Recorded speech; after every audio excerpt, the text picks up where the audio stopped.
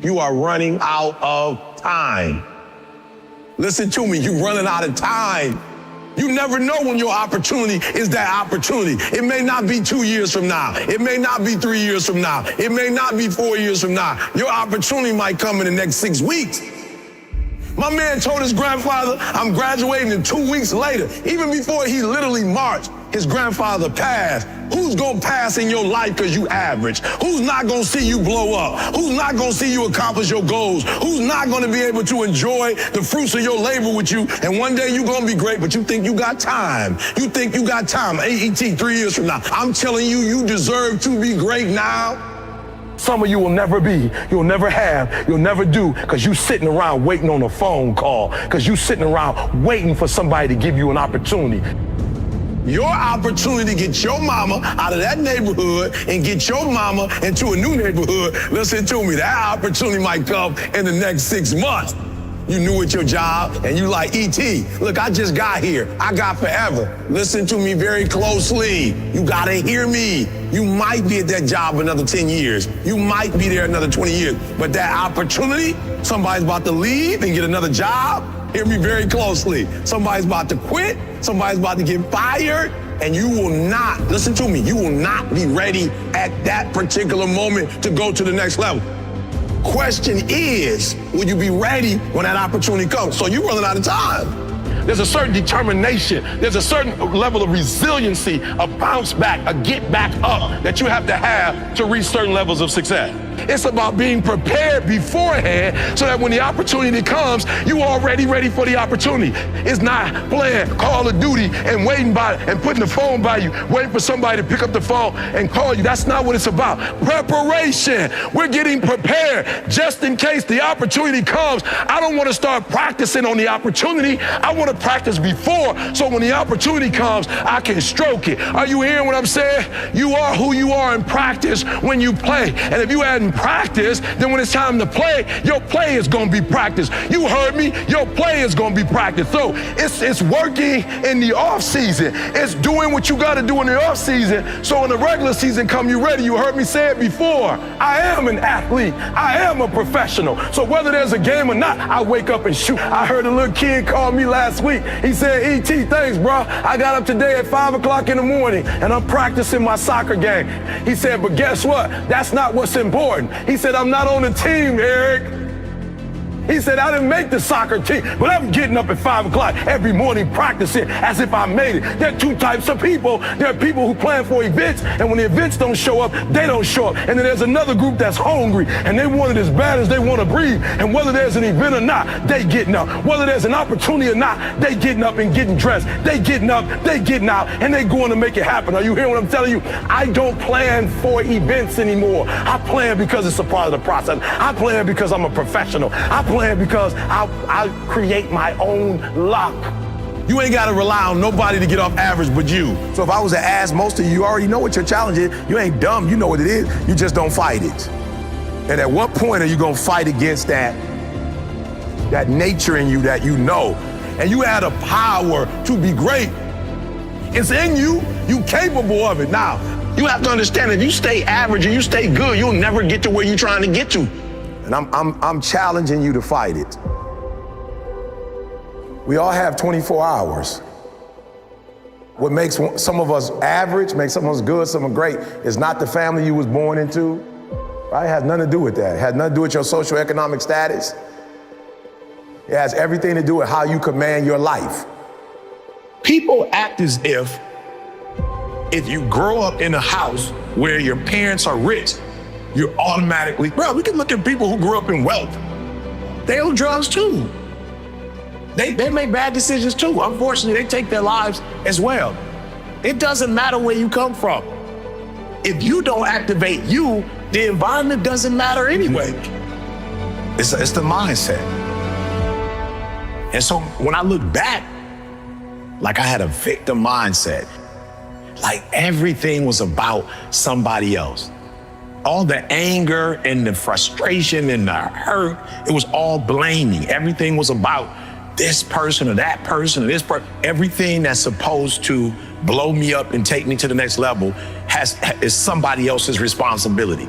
I never even realize I was where I was because of who I was. And I was actually getting the physical manifestations of my thoughts, of my feelings, my emotions. Like I was creating this and didn't even realize. I thought my mom created it. I thought my father created it. It's like, no, E, you created this. And I'm gonna tell you, the moment I realized you are the greatest common denominator, like you the common denominator.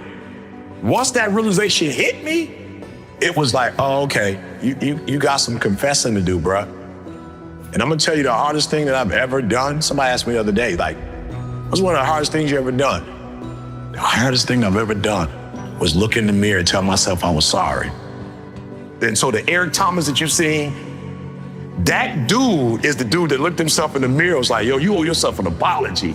You owe yourself correction. You owe yourself change. You need to be taught, you need to be trained. You need to become a better human.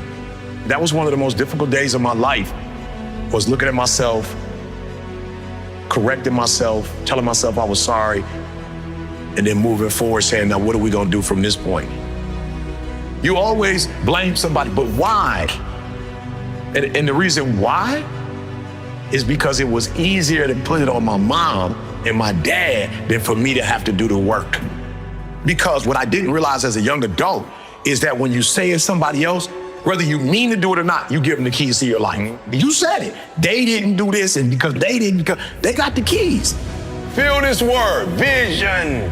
It means the ability to see the end before you even get started. And that's what I need y'all to do for me. Like, don't get so caught up on, counting the cost. I'm gonna have to do this, I'm gonna have to do this. No, I want you to see the vision. I want you to see the full picture, and then we're gonna walk into it. Like I had a vision of getting a GED, a vision of getting a 4-year degree, a vision. Listen to me, it just didn't happen on its own. I had to see it first, a vision of traveling across the world. I'm trying to tell you, if I can do it, anybody can do it, but it's not working harder. You need to be more disciplined about your mindset. You're already in pain, get a reward for it. Look, do me a favor. Everything you say, you're right. But why go through life with whatever people did to you when you were younger or a young adult, and then you have to live with it for the next 40, 50 years? All the stuff that you said was absolutely right. My daddy wasn't there, my mama did this person did to me.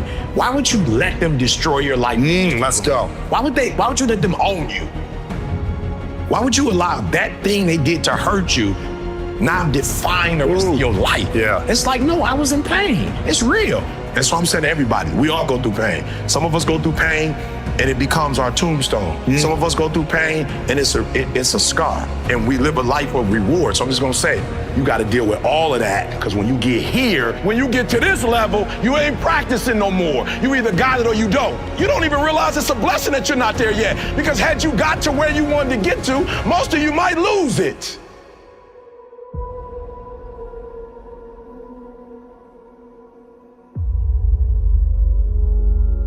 They looked at the most successful men and women of the world, and they found that they had like 7, 8 things in common.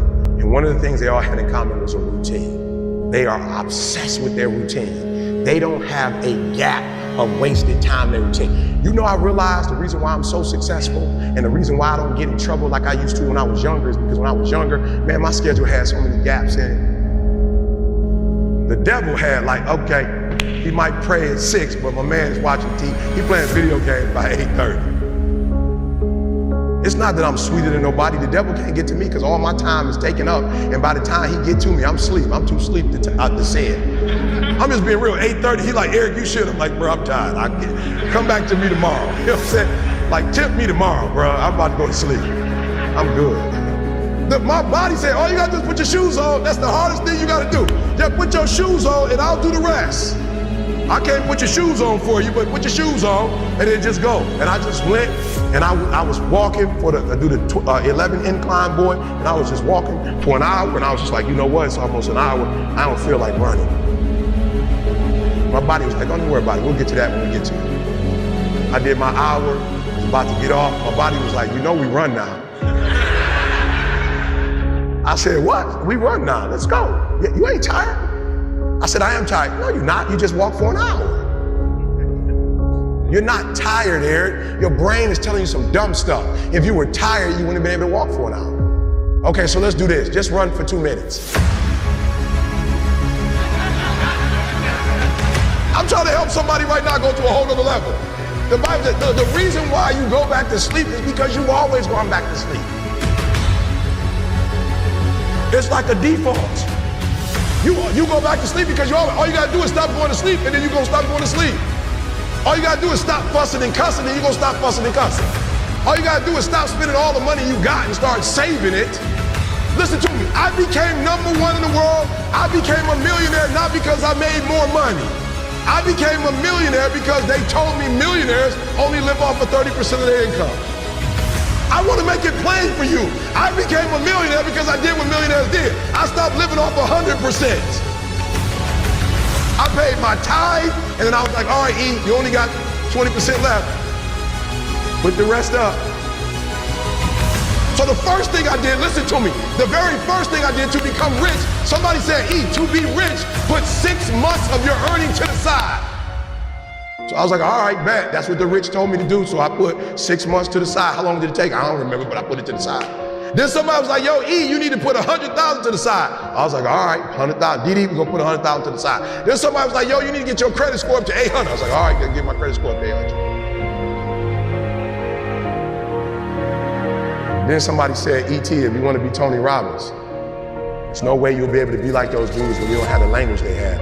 You need to go get your master's and a PhD from the right institution. I said, what? I went to Oakwood. I went to HBCU. He was like, yeah, but you didn't learn the language of Zig Ziglar at Oakwood. So Oakwood is a phenomenal place. Oh, y'all not hearing what I'm saying. I just said something, you missed it. Now you need to go to Michigan State University. CJ, you see my master's degree anywhere?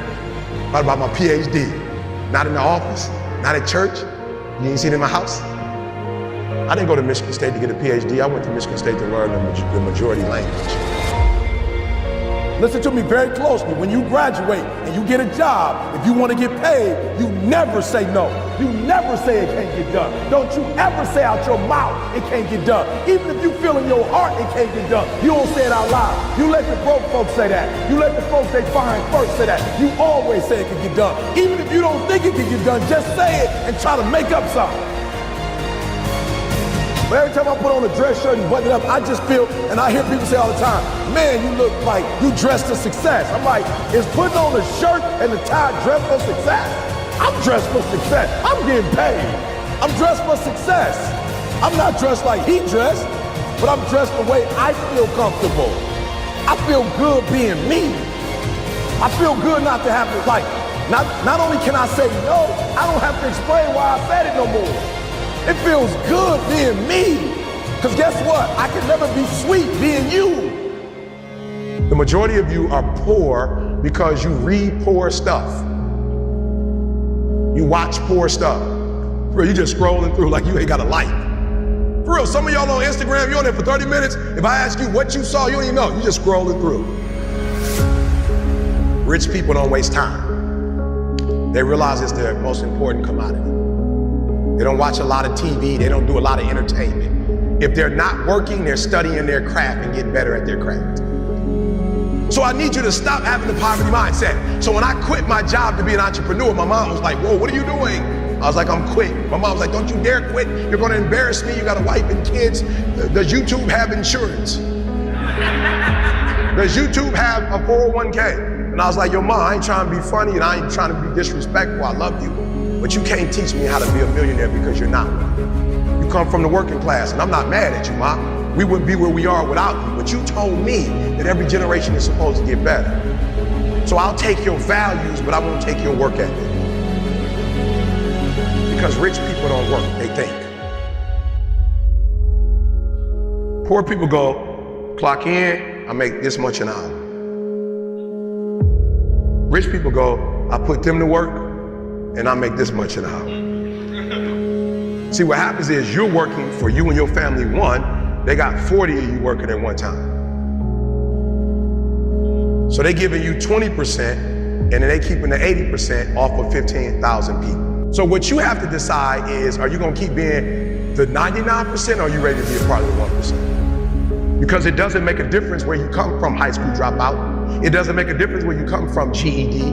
It doesn't make a difference where you come from, a 17-year-old mom that got pregnant. It doesn't make a difference where you come from, took 12 years to get a 4-year degree. It doesn't make a difference. You know what makes a difference? What makes a difference is when you become a 99% or a 1%. And when I start thinking like, acting like, and behaving like a 1%er. So I went to every single class, and when the teachers was talking, they thought I was just doing homework. I wasn't. I was listening to how they conjugate verbs. I was listening to how they tell stories. I was like, ooh. I peeped it out, y'all. They way more linear.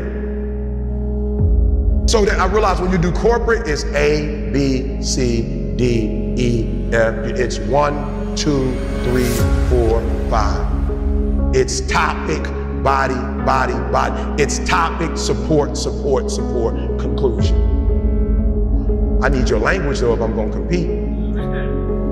I need your rules if I'm gonna compete. I need your codes if I'm gonna compete. The problem with most of you is you don't have a 1% language.